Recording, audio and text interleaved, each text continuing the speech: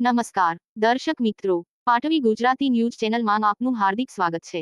આણંદ જિલ્લાના આંકલાવ શહેર ખાતે છેલ્લા 15-20 દિવસથી આંકલાવ મેન બજાર વિસ્તાર તથા આંકલાવ વીરકુવા ચોકડીથી મહારાણા પ્રતાપ ચોકડી સુધી આંકલાવ નગર વિસ્તારમાં સ્ટ્રીટ લાઇટ બંધ હોવાથી તસ્કરોનું જોર ભવિષ્યમાં વધી શકે અને કોઈ મોટી ચોરીઓ થવાની સંભાવના છે।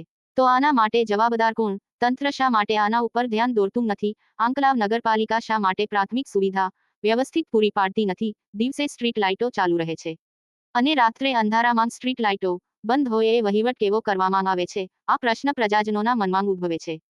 કેમ આંકલાવ શહેરમાં પ્રાથમિક સુવિધાઓનો અભાવ જોવા મળે છે?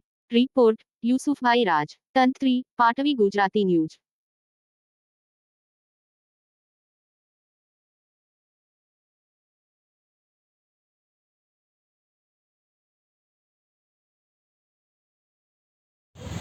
આંકલાવ શહેરમાં જ્યારથી વહીવટ નિમાયા છે ત્યારથી અને એમાંય આજે 15 દિવસથી આંકલાવ ઉમેટા રોડ ઉપર હીરાગીરી બેરિસ્ટર કોમ્પ્લેક્સ અને મનહરગીરી નાયણ બેરિસ્ટર કોમ્પ્લેક્સમાં 15 દિવસથી મેન બજારમાં લાઇટો બંધ છે।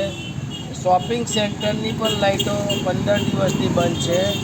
વહીવટદાર જોણે ચોરી કરવાના ઈરાદાથી ચોરને મોકલવાના હોય, ચોરી થવાની હોય એની રાહ જોઈને બેસી રહ્યા હોય એવું દેખાઈ રહ્યું છે અને આખું ગામ આજે અંધારપટ છવાઈ ગયો છે।